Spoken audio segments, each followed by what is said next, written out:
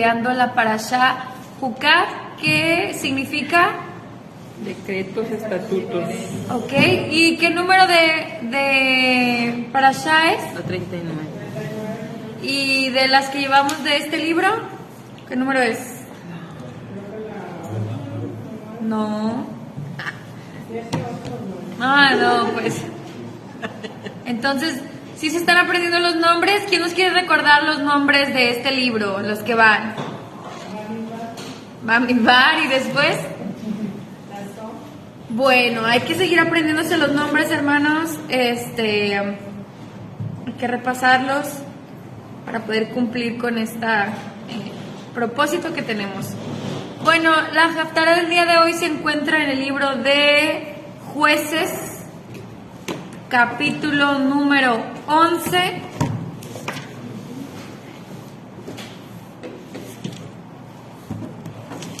Versos del 1 al 33.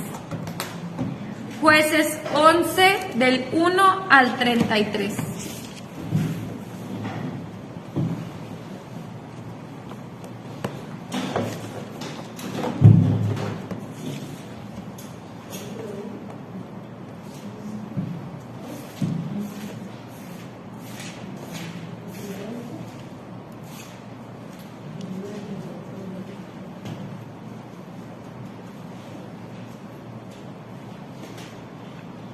Y en este capítulo encontramos la historia de un varón llamado Jefté. En hebreo es Iftach. Jefté. Iftach.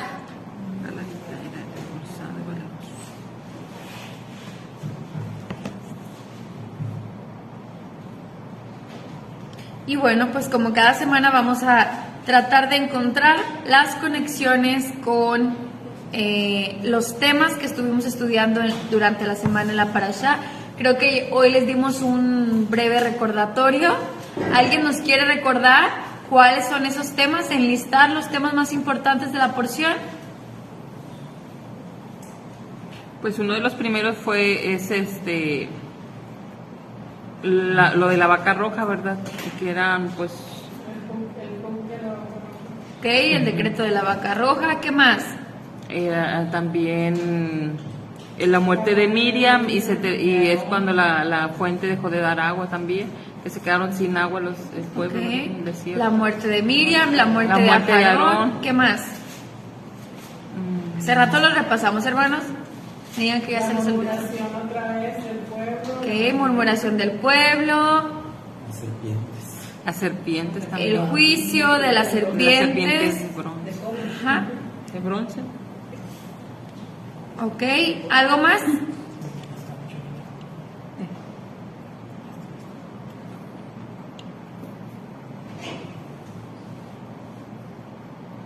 ¿Qué más? Las batallas. Y las batallas del Eterno y de Israel. Muy bien. Bueno, pues teniendo estos temas en mente, vamos a ver en este capítulo, pues si hay algunos temas en común. Ya saben que a veces la conexión es por cuestión de tema, por nombres, pues puede ser muy clara, muy directa, o algunas otras veces es un poquito más difícil encontrar la conexión. Entonces vamos a ver qué podemos aprender de este personaje Jefté. Creo que ya hemos hablado de él en alguna otra ocasión. Sí, también en clase con el pastor. Vimos la historia de Jefté. ¿Qué significa Jefté?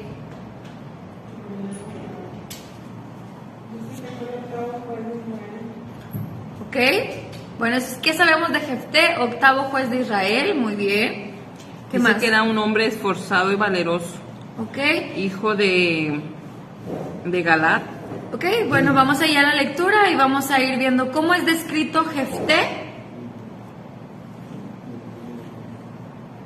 Dice Jefté el Galadita, esto es que él pertenecía a una región llamada, ¿cómo creen? Galad. Galad, ¿no? Por eso era un galadita. Y también es descrito con, ¿cómo, hermanos? Guerrero valiente. Guerrero valiente. En hebreo aquí dice Gibor Jail.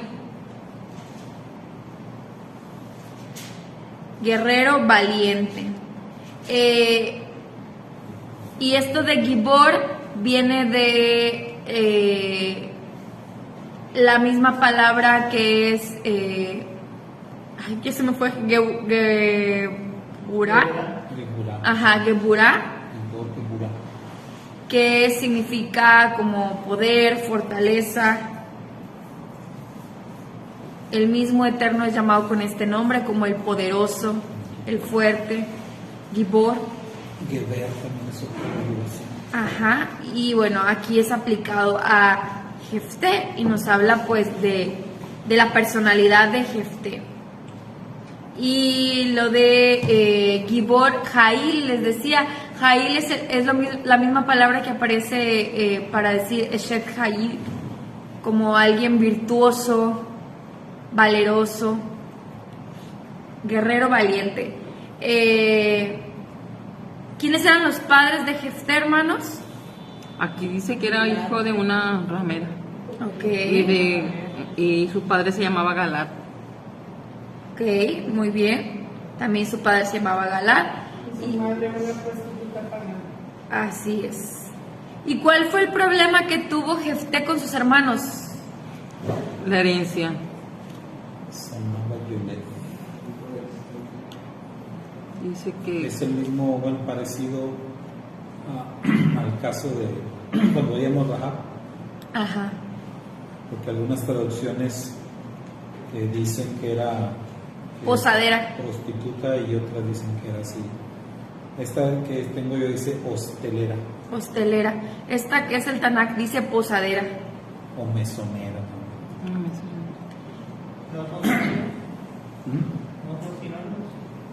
Sí, pero o sea, otras, las versiones no hebraicas casi todas dicen Prostituta o ramera. Sí. El tema es que, sea cual haya sido el oficio de esta mujer, él era hijo de una mujer diferente a la que eran sus hermanos. Sí. Sus hermanos eran de una misma madre y pues él era de otra madre y compartían el mismo padre. Entonces este fue el problema que tuvieron. Aquí no lo dice en el versículo número 2. Dice que cuando los hijos crecieron, tuvieron un problema con Jefté. ¿Y cuál fue ese problema?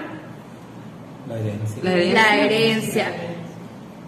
Y lo llevaron a los hermanos de Jefté hasta el punto de expulsarlo de la casa de su padre. Lo expulsaron, lo corrieron.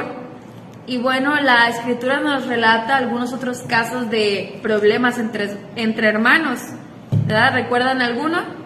de Esaú y Jacob. Jacob y Esaú, Joseph y sus hermanos, así es. Caín y Abel. Bueno, y aquí pues vemos que los hermanos todos se confabularon para enviar a otra tierra a Jefté. Entonces Jefté sale de esa tierra huyendo. ¿Y en qué lugar habitó? ¿Cómo se llamó la tierra donde habitó Jefté? Top. Tierra de Top, así es. Dice que ahí habitó. Hay algunas controversias. Algunos dicen que Top era más que una tierra, una persona que se llamaba así y que pues él poseía tierras y le permitió habitar en ese lugar. Otros dicen que sí es propiamente una tierra que estaba en los límites de la tierra prometida, en lo que hoy actualmente sería parte de Siria. Y aquí nos habla que habitando Jefté allá se empezó a relacionar con hombres que la escritura describe como hombres ociosos, versículo número 3. ¿Sus versiones cómo dicen? Ociosos. Ociosos. De mala reputación, ¿ok? despreciables. ¿Okay?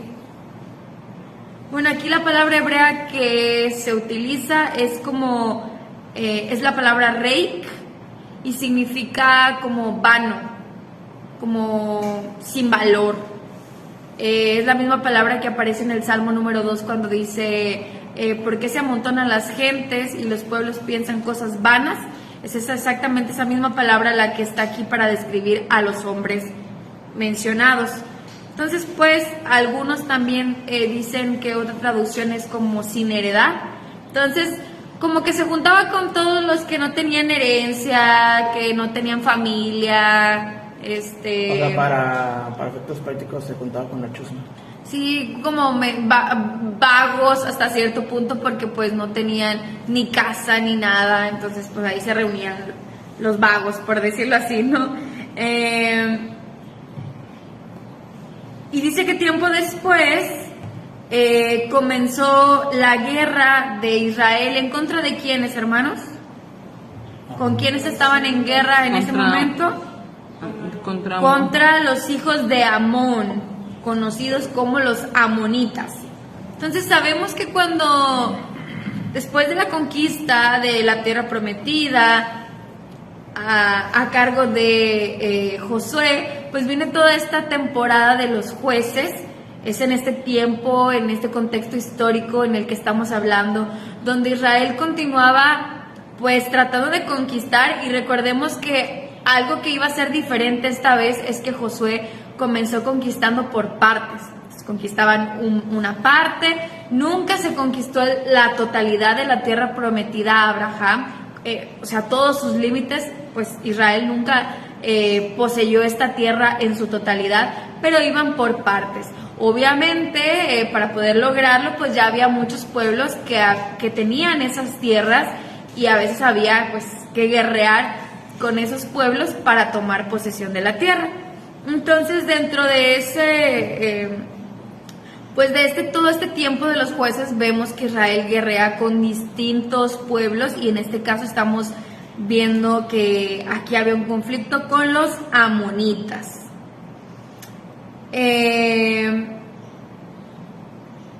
Y dice aquí que pues comienza la guerra, y entonces algo ocurrió con Jefté.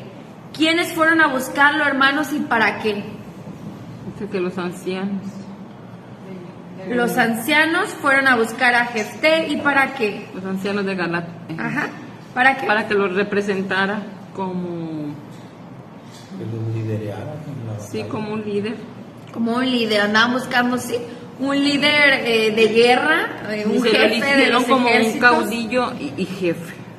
Ajá. Esta dice como capitán. Capitán, ok. Entonces, ¿por qué? Recuerden lo que estamos diciendo. Desde un inicio, la escritura describe a Jefté como un guerrero valiente. Entonces, estas palabras no se aplican a cualquier otro personaje. Es que era como que tenía el linaje, ¿no? Ujú. Porque como que se refiere al papá. El papá era reconocido como un guerrero, un hombre de guerra. Entonces como que es de linaje, como que dicen, pues el hijo tiene que ser también Tiene que salir igual. un guerrero. Sí. Lo buscaban como, yo pienso que por el estatus, como que iba a tener mucho peso si él guiaba la batalla. Como que buscaban ese perfil. Sí es. Entonces, pues los ancianos proponen convertirlo en su jefe. ¿Y qué dijo Jefté, hermanos? ¿Aceptó, no aceptó? ¿Qué dice el relato? Es cuestión, ¿no? De que o sea, no fueron ustedes los que me echaron en primer lugar. Sí. Sí. Y le dijeron, sí, bueno, precisamente por eso venimos a buscarte, queremos hacerte nuestro jefe. ¿Y cuál fue la respuesta de Jefté? Les propuso un trato. No dijo, bueno, sí, claro que sí, no. Dijo, ok, sí, pero les puso una condición. ¿Cuál era esa condición? Volver para combatir a los amonitos, Ajá. porque Sí. yo se los entregué. Ser el juez principal. Convertirse en el juez principal. o sea, él iba a ser el juez en turno. Y sabemos que el papel de los jueces en aquellos días era pues como que el representante del pueblo, de la nación. Recuerden que esto es antes de que hubiera reyes. Recuerda, la semana pasada vimos el caso del último juez, que ¿quién fue? ¿Sí se acuerdan? Samuel. Samuel fue el último juez sobre Israel. Aquí estamos apenas en el 8º. ¿Y de cuántos, hermanos? ¿Cuántos jueces tuvo Israel? A ver, vamos a ponernos históricos. ¿Cuántos jueces tuvo Israel? Eran 12 por tribu. 40, ¿no? Ya lo habíamos visto. Ya lo habíamos visto. A ver, googleenlo.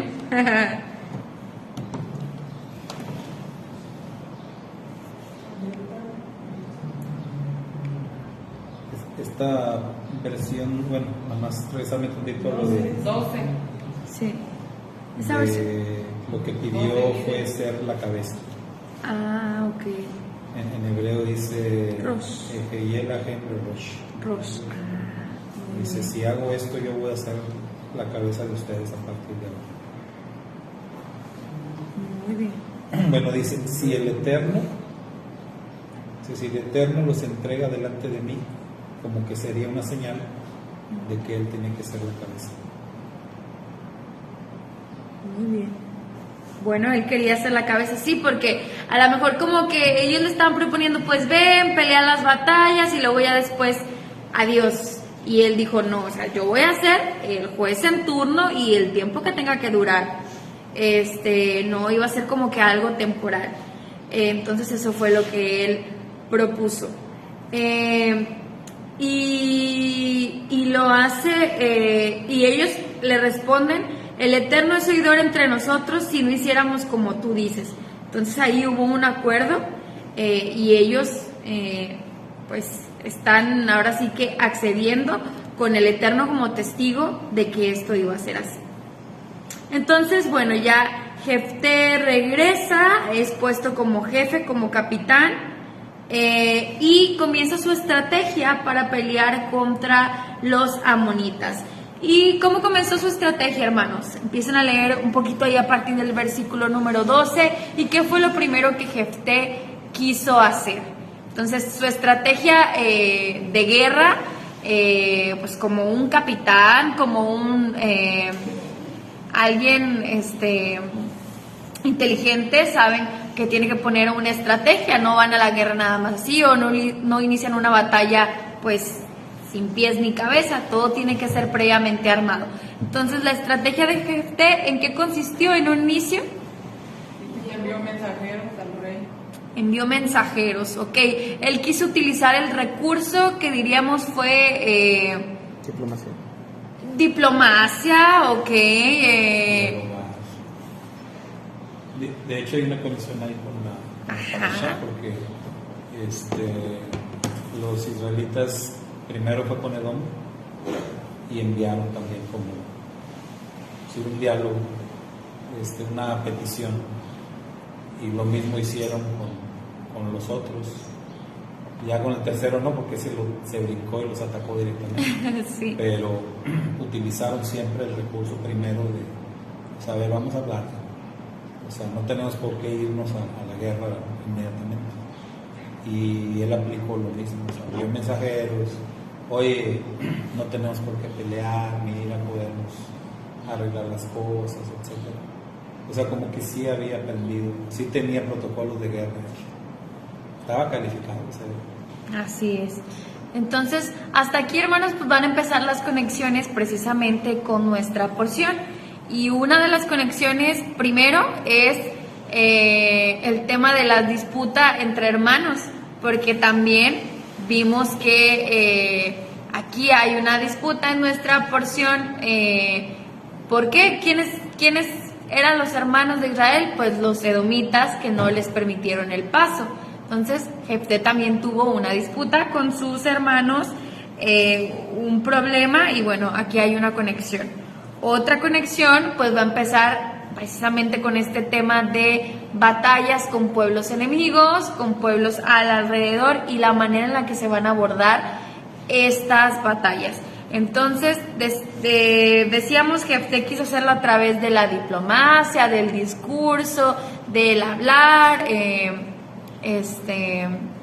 ¿sí? Es que de hecho también una conexión también sería el propósito del porqué de los ataques de sus enemigos, porque el rey de los amonitas dice que ellos en tiempos de cuando salieron del exilio, bueno, del éxodo, perdón, ellos tomaron tierras de Moab, de su gente, pero Jefté manda otra vez mensajeros diciéndoles nadie de Israel tomó tierras de Moab. Y de hecho va a ser una constante a lo largo de lo que nos queda de la Torah, en donde se le acusa a Israel de que tú te adueñaste de este lugar que es de mi pertenencia, cuando no es así. Y de hecho pues le tienen permiso para pasar, más no quedarse, más ellos tienen el miedo de que se va a quedar con esas tierras. Entonces ahí sería otra conexión con la parasha, de que como que ese temor de que Israel le vaya a hacer daño, o sea, se iba a apropiar de sus tierras, cuando nunca fue así. Así es. Ahora, hermanos, no hemos mencionado de dónde descendían los amonitas. Sí, pero ¿quién es su descendiente principal? Perdón, descendiente no. Bueno, sí, ¿de dónde descendió? Ancestro. Ajá.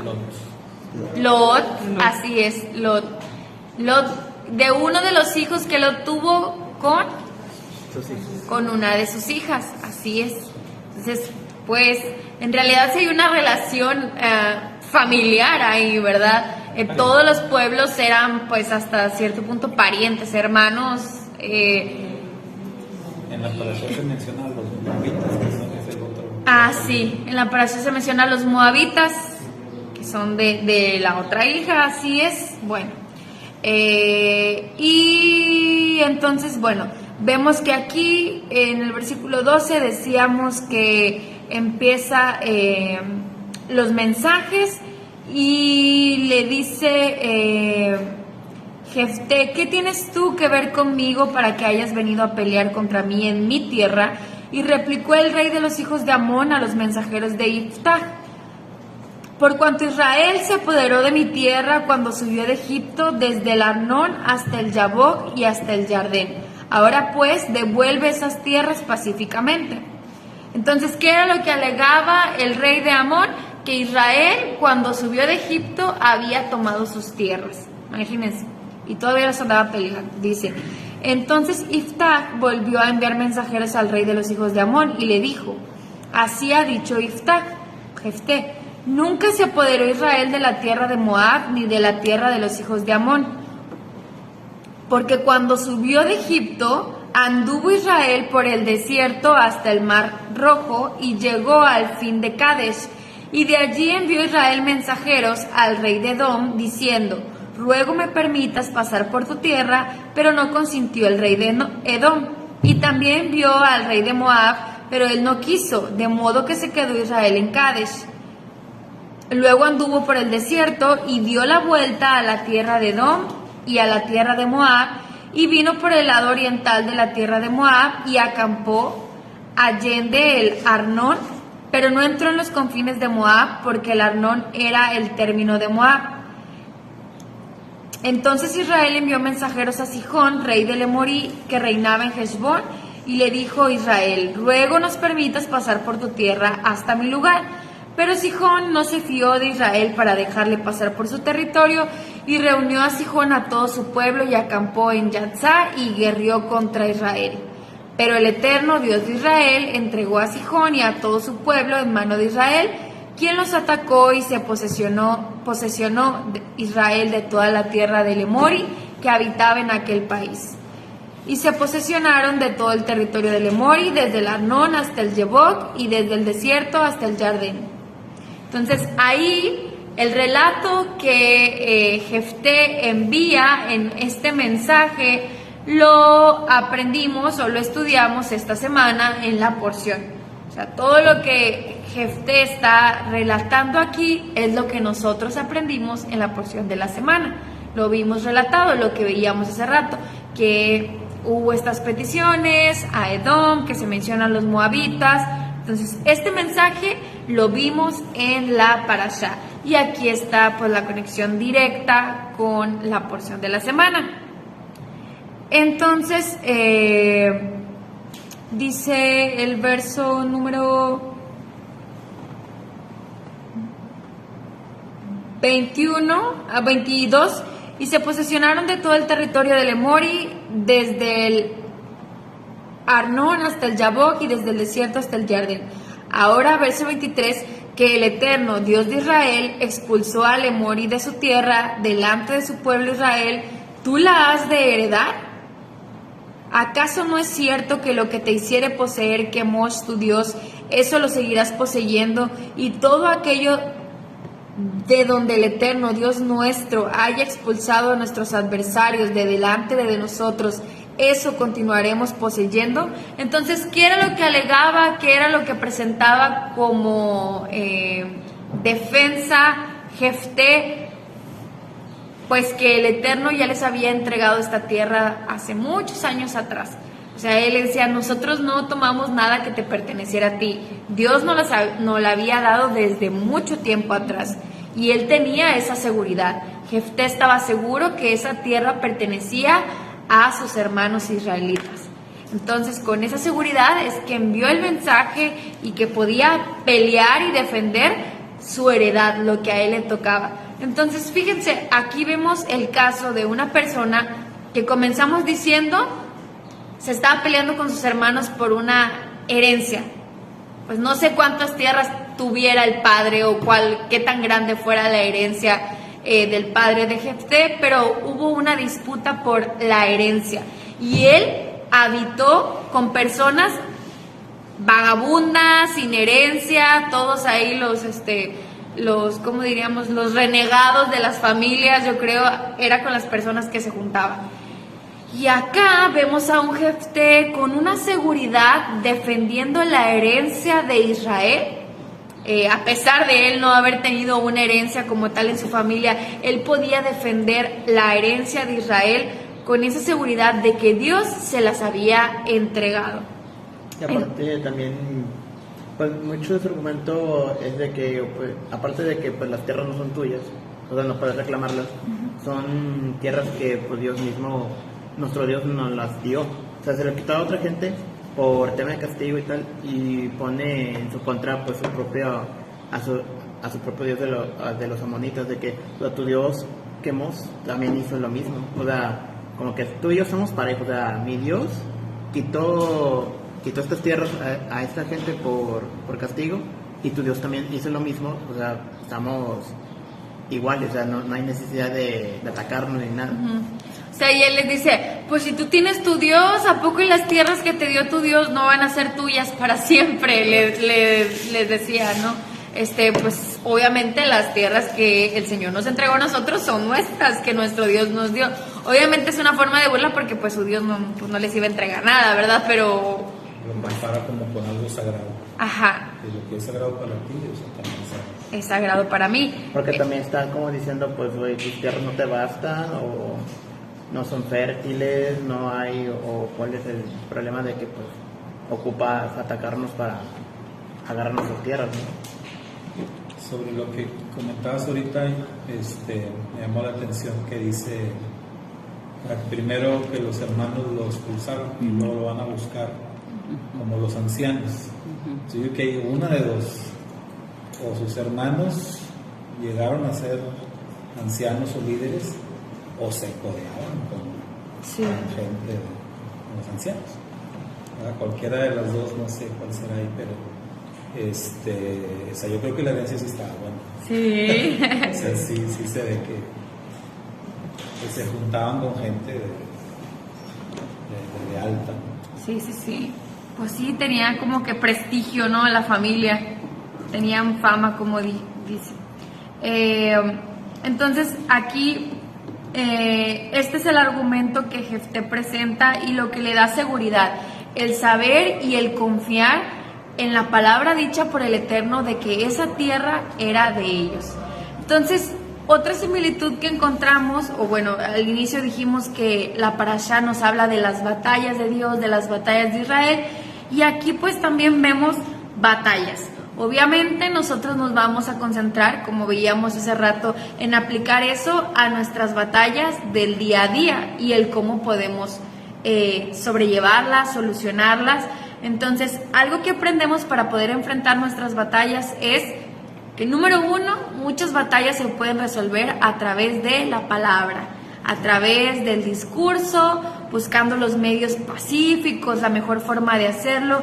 Hay muchas situaciones, conflictos o cosas que podemos resolver a través de nuestras palabras. Nuestras palabras son muy, muy poderosas y el poder decir lo correcto de forma correcta, pues nos puede ayudar a solucionar muchos conflictos y salir adelante sin necesidad de utilizar otra cosa más que palabras sabias. Eso es algo que aprendemos y que nos va a ayudar a resolver muchos problemas. Entonces, siempre es importante meditar en el poder que tienen las palabras, en lo importante que es el poder tener las palabras oportunas y correctas en el momento adecuado, en el saber expresar nuestras peticiones, nuestras inconformidades a través de nuestras palabras de la mejor manera y poder buscar soluciones. Entonces, esa es una lección. Otra lección es que en medio de nuestras batallas y en medio de nuestras luchas, pues hay que estar siempre, hay que pelearlas siempre con seguridad y con firmeza. O sea,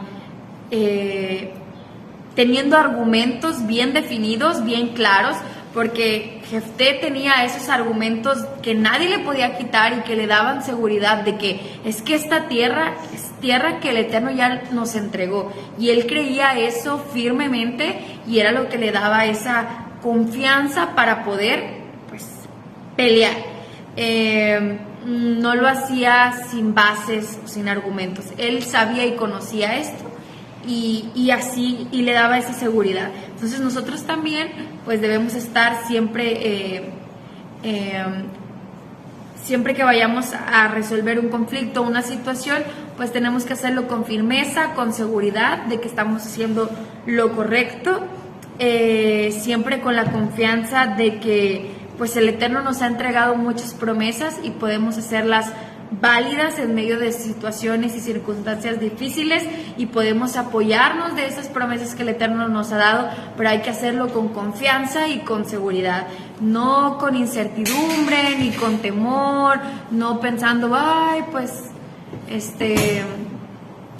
digo, las promesas están ahí a nuestro alcance, pero hay veces que nosotros como que parece que sí las creemos, pero no tanto, pero como que de repente somos así un poquito inseguros, pero cuando tú sabes y confías y recuerdas, pues, quién es quien te va a ayudar y en quién tú estás creyendo, quién es tu padre, la herencia que tenemos como parte del pueblo de Israel y las promesas a las que de las que somos partícipes y a las que podemos acceder siendo parte de este pueblo a través de nuestro Adón Yeshua, que hemos sido hechos parte de este pueblo. Entonces hay que tomar esas promesas con firmeza y con seguridad, hacerlas válidas y apoyarnos en ellas para poder salir adelante en medio de nuestras batallas. Esa es otra lección que aprendemos de Jefté. Y bueno, en los versos siguientes, pues, Jefté sigue relatando lo que sucedió en aquel momento, cientos de años atrás. Pero bueno, finalmente, después de todos estos mensajes, el verso número 28 nos dice que el rey de los hijos de Amón, ¿qué hizo, hermanos? Dijo, no, pues si tienes razón, tus argumentos son válidos, adelante, te voy a entregar la tierra. ¿O qué hizo? Que no le hizo caso. No le hizo caso. ¿Cuál es esa? No entendía razones. Muy bien. Entonces dice, versículo 29, recayó sobre Jefté un espíritu de valor emanado del Eterno, y pasó por Gilad y por Menashe, y pasó también a Mitzpé de Gilad, y desde Mitzpé de Gilad pasó contra los hijos de Amón. Entonces ya aquí dijo, bueno, entonces no se pudo por estos medios, Entonces dice que el Eterno lo llenó de un valor muy grande. El verso 29, ¿cómo dicen sus versiones? Dice, El espíritu de Yahweh vino de sobre Yahweh Jefté. vino sobre El espíritu de Yahweh vino sobre Jefté. Jefté. Ok, ¿alguien más? El espíritu de la fuerza del Eterno fue sobre Jefté. Ok, el espíritu de la fuerza del Eterno fue sobre Jefté. ¡Ay, qué bonito! Bueno, aquí dice un espíritu de valor emanado del Eterno. ¿Alguna otra versión, hermanos?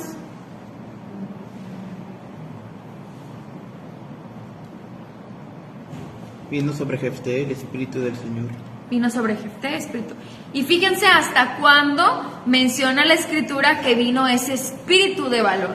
Entonces, la situación se iba a poner más difícil, la batalla se iba a poner más difícil, y entonces ahí es que viene el espíritu de valor de parte del Eterno. Entonces, otra lección que podemos aprender para enfrentar nuestras batallas es que con todo y que la situación se ponga más difícil, pues ahí es donde el Eterno nos llena de fuerza, de valor y de valentía para poder pues salir de esa situación y pelear esa batalla y salir adelante. Entonces, aquí cuando ya la cosa se iba a poner más complicada, el espíritu de valor viene sobre Jefté. Y es que el Eterno pues lo está preparando para poder salir adelante y obtener la victoria. Pero pues como decíamos hace rato, esto se va a tratar de luchar.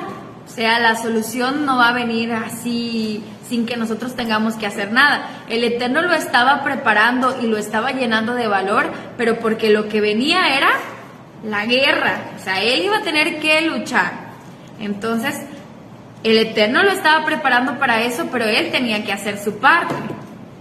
Entonces lo preparó para luchar y luchar con todo. Y dice el verso número 30, y aquí hay otra conexión con la parashá, que Jefté, ¿qué hizo, hermanos?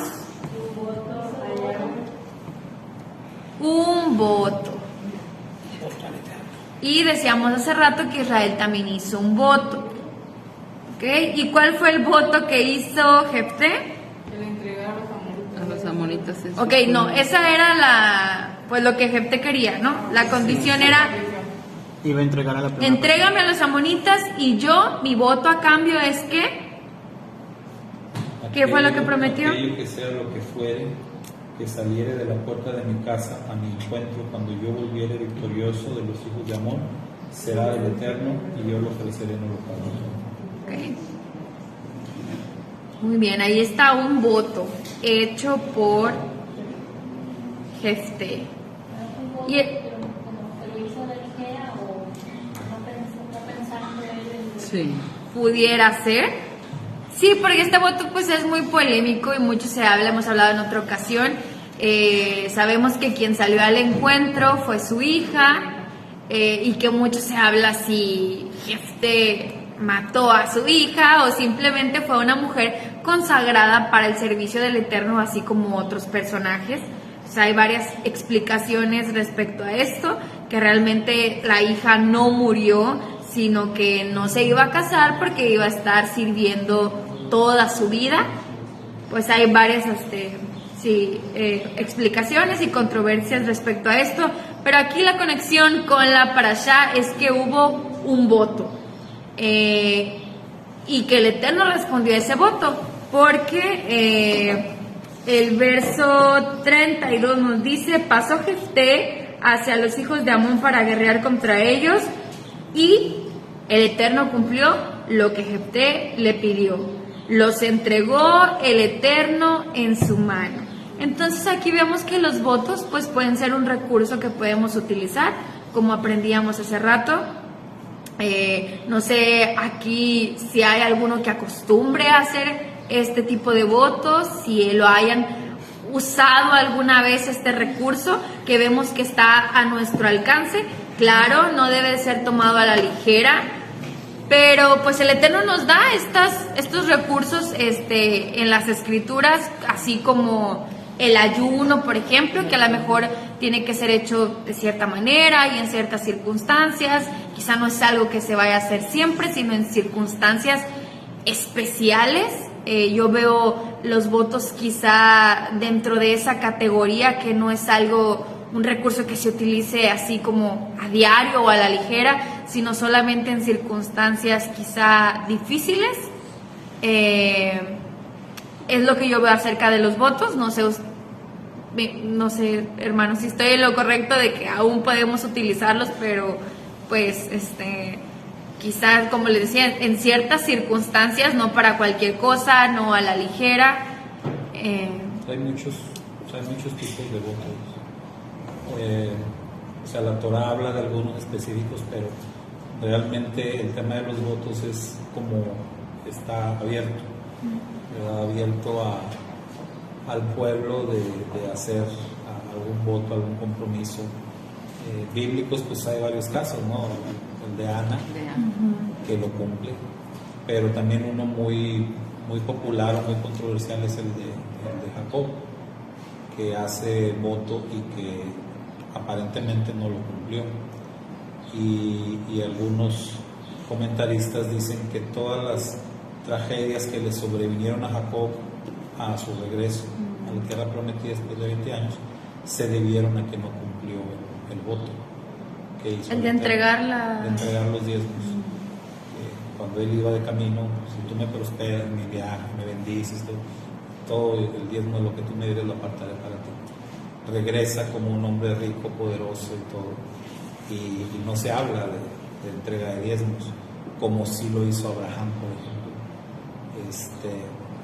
Entonces de ahí, dicen los comentaristas, se derivan pues todas las tragedias, porque desde que él se establece vemos que es una tragedia tras otra en la vida de Jacob.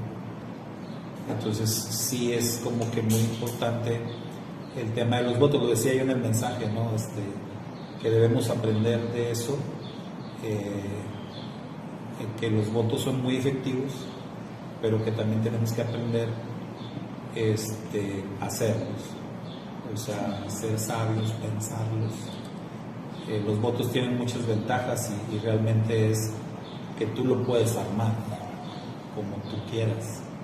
Pues el Eterno, Él está ahí, y si tú puedes, es como hacer una propuesta, que el Eterno la acepte, bueno, pero tú eres libre de estructurar tu voto.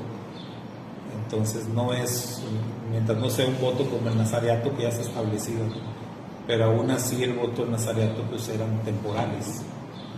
Sí, como ya vimos, el Juan el Bautista pues fue algo punto y aparte, pero pues eran temporales. Entonces ahí vemos que está el recurso, y quizás sí, quizás que no lo pensó bien, quizás debió haber sido más específico. Si vas a ofrecer algo, pues de una vez ofrécelo, pero no como que lo primero que salga. Sí fue muy arriesgado. Sí. Es que también porque en la clase que tuvimos y hablamos sobre Jefté, es que una de las posibilidades que estuvimos bajando es que Israel, para esa época en concreto, tenía muchos problemas con el tema de idolatría, y como Jefté se juntaba con gente, bueno, pues cuestionable, lo más probable es que él haya tenido ese problema de idolatría como que muy arraigado ya en su costumbre, que a lo mejor sí, lo dijo sin pensar por las costumbres de otros pueblos o lo que se le pegó, más no una costumbre o directamente que Dios dijera, pues sí, hazlo, pero es como que... O a lo mejor precisamente pensando en las costumbres, a lo mejor sí lo pensó, y a lo mejor pensó que debido a las costumbres quienes iban a salir a recibirlo iban a ser los que lo mandaron. A lo mejor. A lo mejor sí lo pensó, pero sí, le falló. Muy bien. Entonces todos entendemos, hermanos, que un voto entonces es una promesa hecha a Dios que se hace especialmente en tiempos pues de dificultad, y que esa promesa pues tiene que ser, por ejemplo, ¿qué, hermanos? Que implique ¿qué? Sacrificio. Ok, sacrificio. Quizá le vamos a prometer al Eterno abstenernos de hacer cierta cosa. ¿O qué más? ¿Qué más podemos prometerle? Renuncia. Algo que implique renuncia, sacrificio, ¿qué más?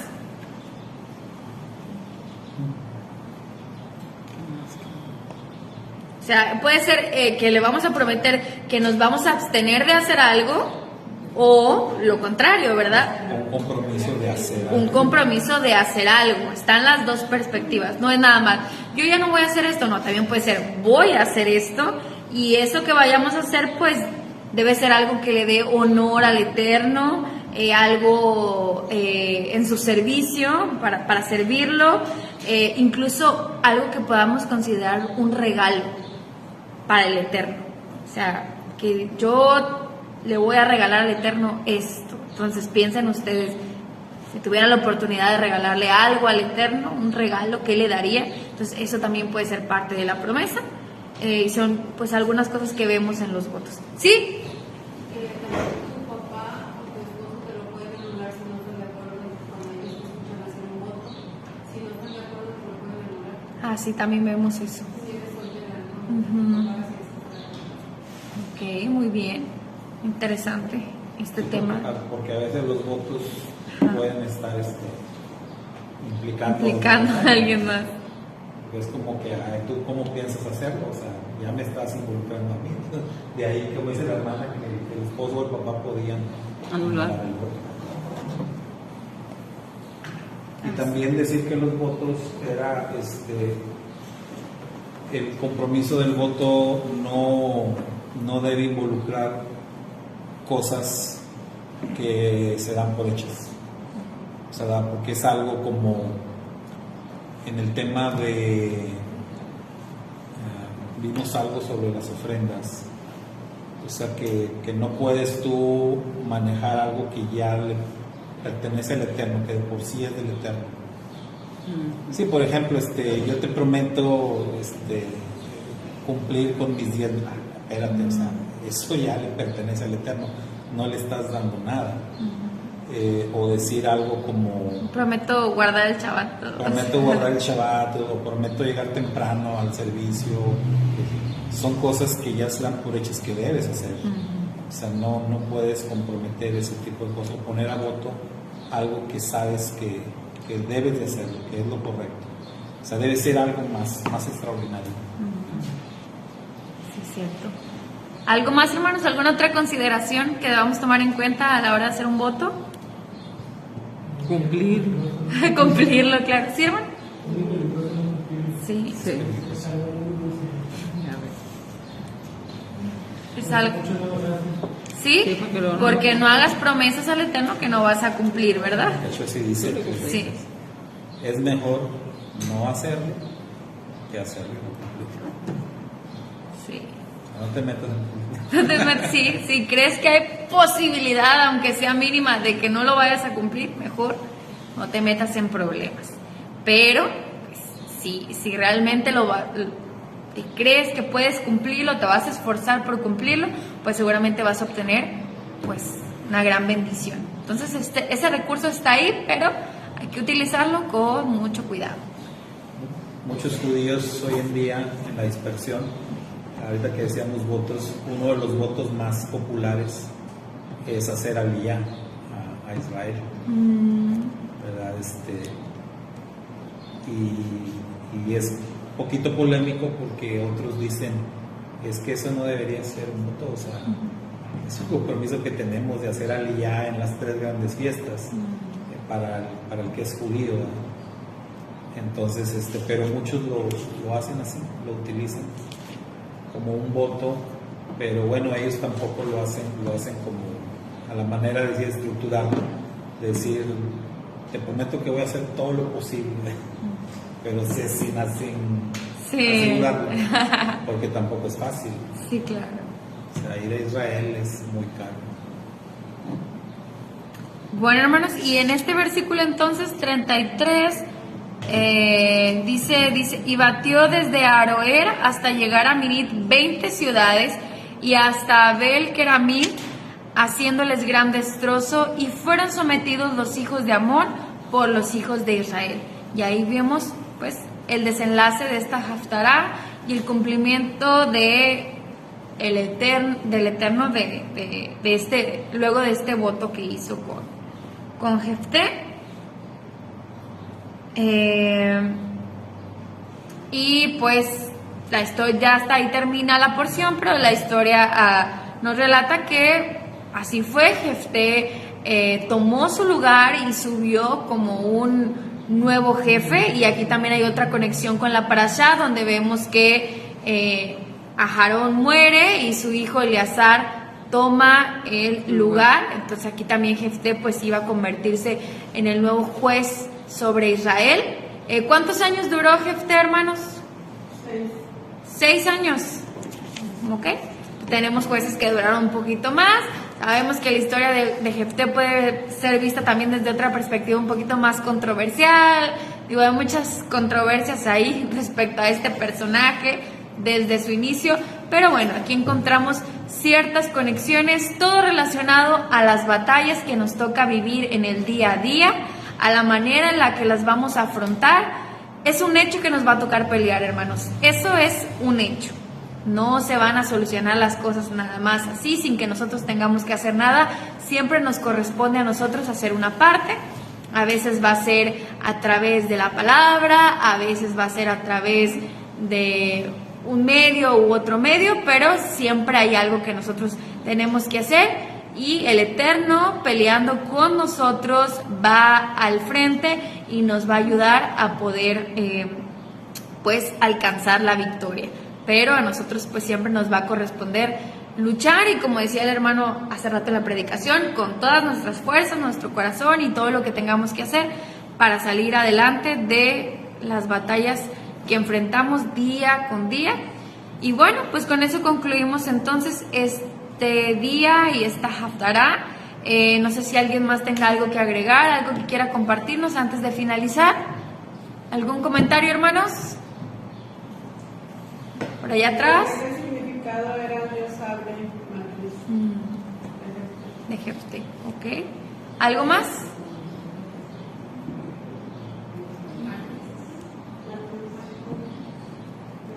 ¿Alguna otra cosa?